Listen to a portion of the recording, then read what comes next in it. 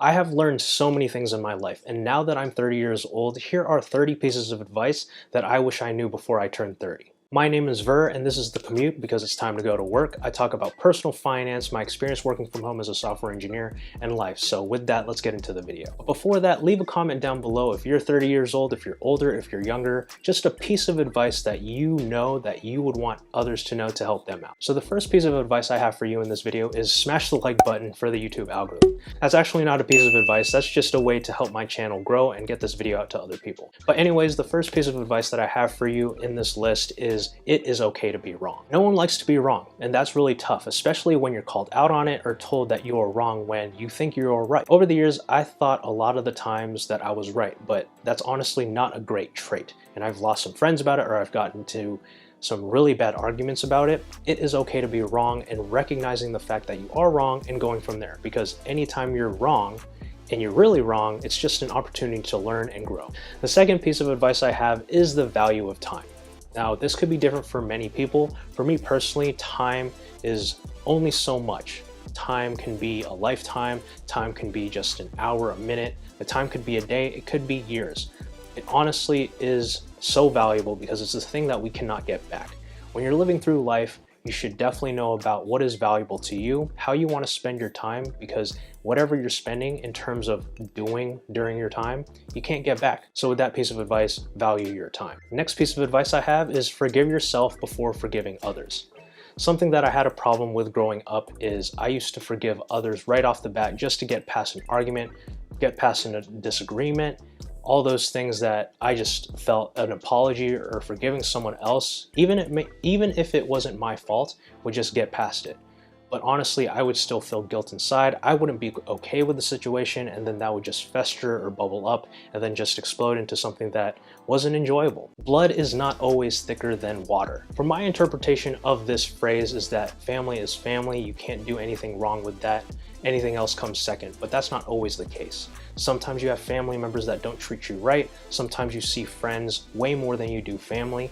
The thing is just because blood is thicker than water in the literal sense doesn't necessarily mean it's always the case. You can have friends that got your back. You can have family members that, you haven't seen in a long time, or they might not have your best interest, or they might disagree with you.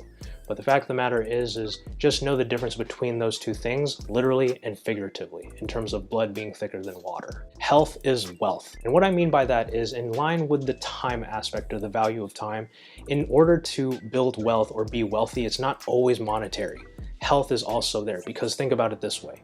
If you're growing older and you're unhealthy, you're probably going to be going to the hospital, you're going to be paying for medications, all those things, and you could be paying for other things or, not worrying about those things financially. Now, I know that's not the case for everyone, but health is wealth in the sense that if you're doing your best to make sure that you're healthy, eating healthy foods, exercising, being active, all those things, that can build wealth in other ways that are not just working your job and earning a paycheck. And talking about wealth, there is no need to keep up with the Kardashians. This is just a play on the phrase keeping up with the Joneses. You don't have to keep up with the rich flair or the look of being rich. I used to do this all the time. I used to want to impress people. I used to buy things that were probably out of my budget just so I could try to look good and impress people, but you don't need to do that. Working from home, I hardly put a pair of pants on unless I need to if I'm going out. And at the same time, that pair of pants is probably a cheap pair of pants from Old Navy rather than some True Religions from the designer store. I think I'm aging myself with that phrase because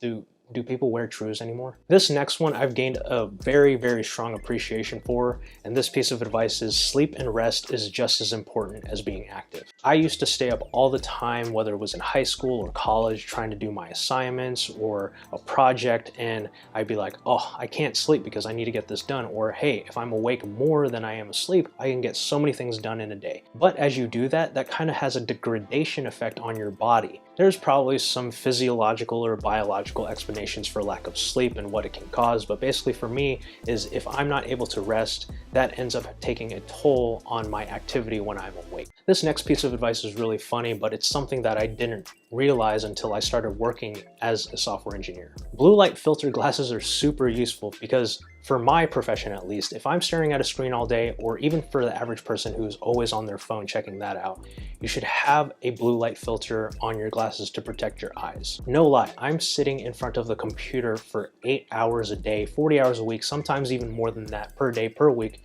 per year for that matter. I've noticed over the last couple years my eyesight has been getting worse, and then just last year I got these glasses. Get some blue light filter glasses. This might not be true for everyone, but I found it true for myself is that there is quality over quantity in friendships. It might be unique to me or it's not really unique at all, but basically I grew up in a small town, had a great group of friends, but then I moved away to go to college in a totally different state, made a group of friends there, but then I also established some friends there and then moved to Los Angeles. So I've been all over the place. But basically, the constant between all those places is I had a group of friends or a small selection of friends that I keep in touch with and that I consider good friends. I used to think that I should make friends with each and every person, I should keep in touch with each and every one of them and know their birthdays, etc., etc.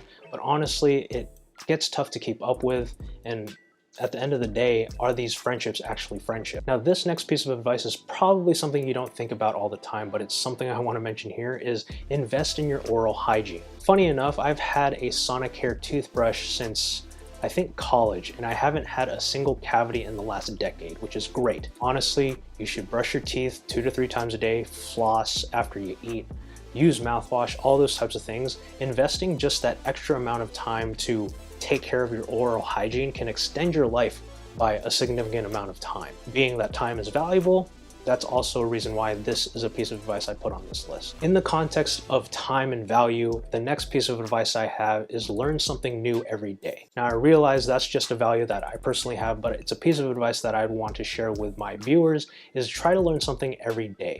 Like every day I'm learning something new, either at work where I'm working on a project, like learning how to code better or do something in a way that I haven't done before, doing something on YouTube where doing special effects like this or like that. This next piece of advice is very personal, but basically personal finance does not always have to be personal. I grew up that money talk and anything like that was taboo. I know others that are in my life or friends or just acquaintances that I know that they don't like talking about their finances, but honestly, it's something that should be open. The reason why I say that is because there is a wealth of information out there to help people get along or even grow in their personal finances. It shouldn't be a secret that you can make money just by yourself by learning these things without having to lean on a financial advisor or a financial planner or any of those things. So that's why I say this, personal finance doesn't have to be personal. I mean, have talks with your parents about it, have talks with your friends and family about it. This leads into my next piece of advice, and that has to be knowing your value. This piece of advice has to do with the current climate in the world. Basically, there are a lot of people resigning from their jobs. It's called the Great Resignation. But basically, the reason for that is probably because people realize their value. They're getting paid only so much to do so much. And honestly, you have to look at yourself and see where your value lies. If you put a monetary number to it or just knowing your value at all, like in terms of time, if you're in a job you hate, I don't think you should stay in that job. If you're in a job that you're dead end or you don't see any growth, I don't think you should be in that job. In life, we get busy. I'm not gonna lie, I'm pretty busy myself, but this next piece of advice is to check in with your loved ones often. So for me, I don't have a lot of immediate family. It's really only my mom after my dad passed away. But basically, my mom retired, she lives in the Philippines now. I've only been able to visit her a handful of times since she's retired. The last time I saw her was 2 years ago before the whole pandemic. But basically, keep in touch with them. With the world being the way it is, connected through the internet, I keep in touch with her on Facebook Messenger, FaceTime, all those different channels, and I check in with her often despite being so busy. Moving on, identify the type of partner you want to be with in your lifetime. At the same time, you can also say that you don't want a partner at all. But basically for me, I've been engaged to my fiance for almost 3 years now, I think, and I know I want to be with her for the rest of my life. We have talked about our financial goals, our career goals, our life goals, what we want to do as a family, we want to grow our family, all these types of things. And really by 30, you should know the type of person you want to be with for the rest of your life, or the type of person you want to be with yourself for the rest of your life. I used to buy a lot of things just on a whim, and honestly, this next tip is really useful, and I've been doing it a lot, is when you're considering buying something, you should wait a few days or a couple of weeks before you actually buy that thing. This way, if you want something really bad and you say, I'm not going to buy it right now, I'm gonna just not put it in my cart, and then wait a couple days. After those 3 days, you say, hey, do I still really need this? Or do I still really want this? And if you do, go ahead and buy it. But if you don't, then you're like, hey, I'm okay. I don't need it. I mean, if you do wait 2 weeks, that item might not be on sale anymore. And then you'd be like, yeah, I don't want to buy that. And then look, you're saving more money that way too. I think I'm about halfway through this video, but basically the next tip is silence can be stronger than spoken word, or silence is loud. Basically, in this sense, I've learned over the years that if you just listen, if you listen to people, sometimes you don't need to say anything and you will win an argument, or you will gain more out of that conversation by just listening. You don't need to talk. You don't necessarily need to say a bunch of fluffy filler words or anything like that to sound that great. And it's really like extroversion versus introversion. Sometimes an introvert can have all the great ideas, but they're not saying anything. But we've grown in a society where it's like, if you don't speak up when you're called on, or if you don't speak up to present something, you're viewed as weak. All I'm saying is it's okay to be quiet sometimes just to listen, because people can talk. You don't necessarily have to too, or at least all the time. And that can be really powerful. I mentioned earlier in the video that I moved from Washington to Texas and then to Los Angeles. This next tip or piece of advice is live close to the things that you love. What I mean by that is this. So when I went to college in Texas, I left my mom up in Washington. I was away from her. I only visited her maybe 4 to 6 times over those 4 years that I was away at college. When I moved to Los Angeles, it's a really easy flight from LAX to Manila. Also, since I grew up in Washington, I was close to the water. Now, the climate up in Washington is a lot different than SoCal, but I really liked being close to the ocean or the water. Living close to the things that you love, like the ocean, friends, family, whatever it may be, do that in your 30s, especially because time is so short and time is valuable. This next one's a phrase that I kind of learned at work from my manager, but basically this piece of advice is have a bias to action. We get caught up a lot of the times where we procrastinate or we're lazy and we don't want to do anything. But basically, if there's a need to be productive, or there are things that need to be done, or if you don't know what to do and you just sit there, you're not doing anything, right? Basically, bias to action means is have a bias to take action on something. In my career or in software engineering, I have a problem presented in front of me. I don't want to sit for like 2, 3, 5 days and not do anything. And in life, if you feel like, you don't want to plan that next party or meet up with that person, don't wait for that other person to take care of it. Be that person who drives that force. That's only if you want to.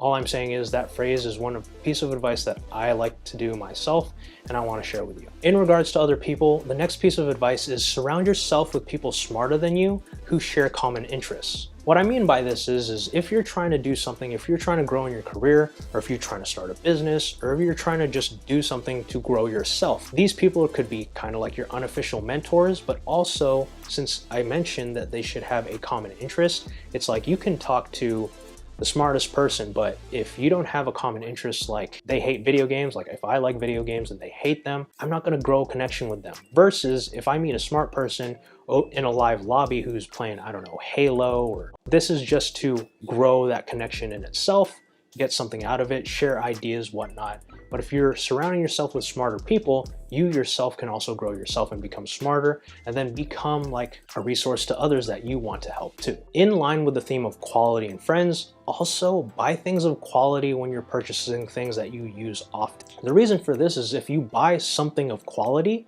you'll be buying things less often. Say you get a camera, you get a really great camera, it doesn't break, it has a long lifespan, you use it, you buy the new phone, it's a good quality phone, you need it for only an extended amount of time. Or an even more applicable example is buying good quality clothes.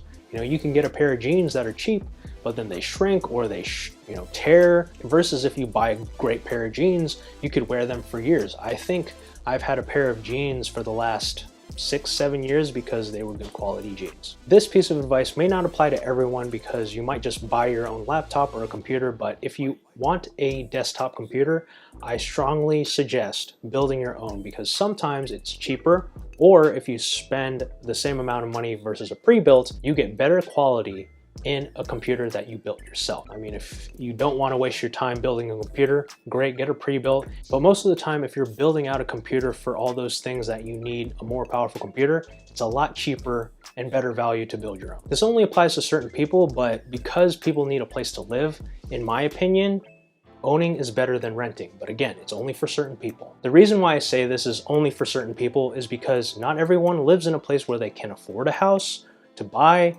or they can only afford to rent. Since me and my fiance moved to Los Angeles, our rent almost doubled compared to where we lived before.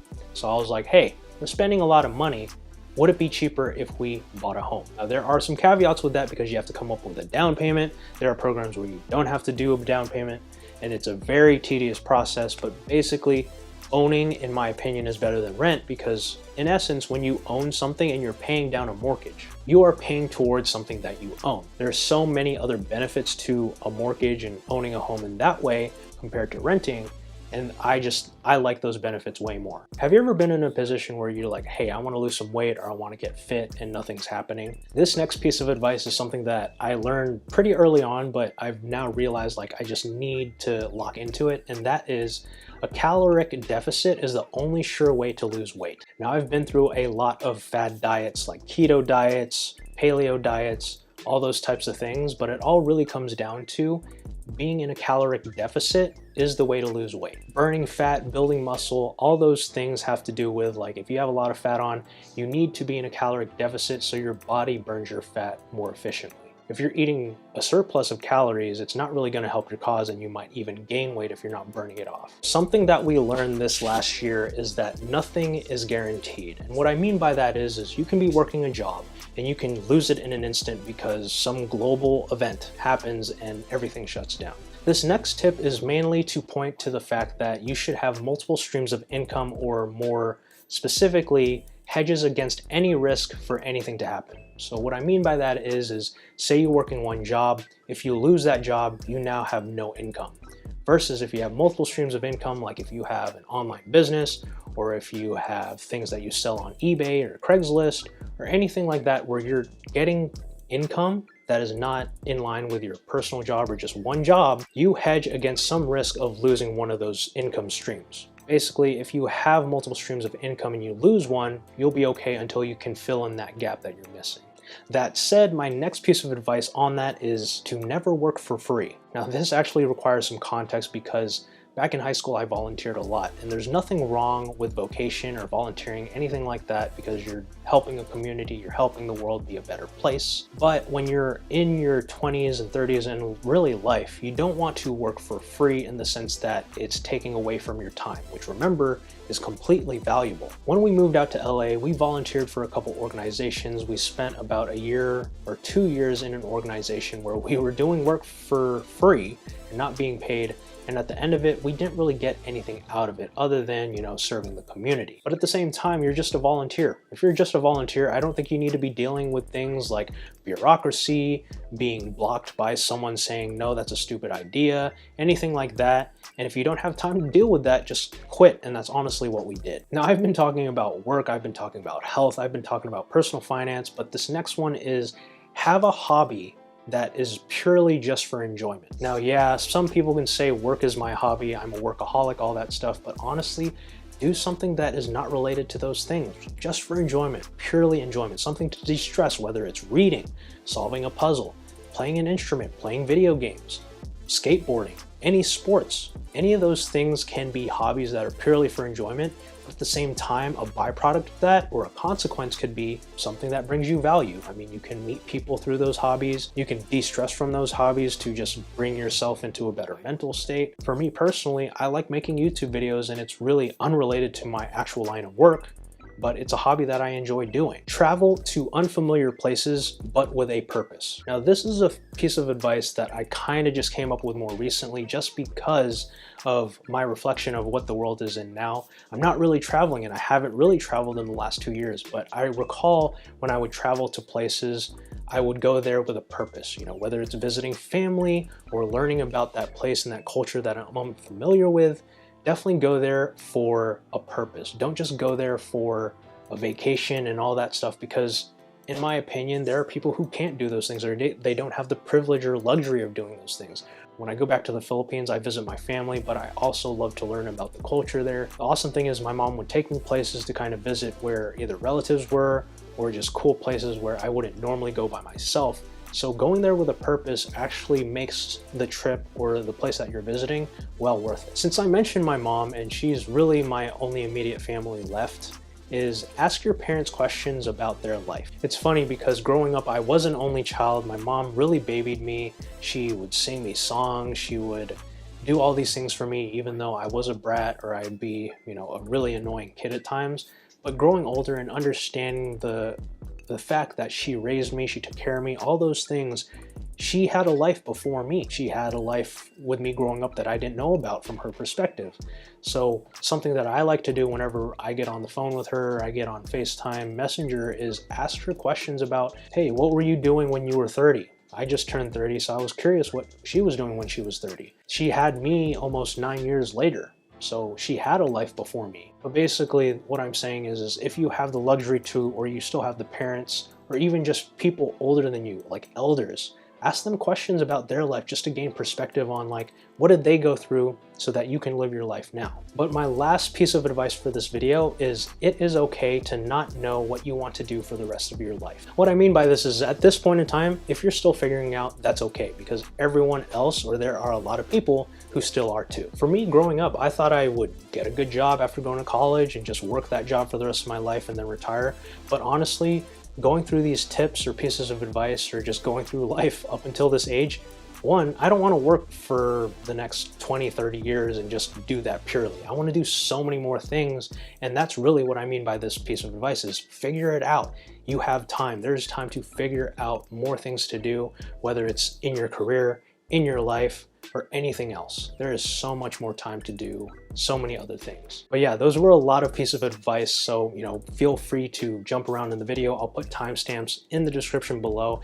If you haven't already done so, destroy the like button, hit the subscribe button, and the notification bell so you know the next time I post a video on my channel. Again, this is The Commute, and it's the end of the ride, but hope you take a ride with me next time. Bye.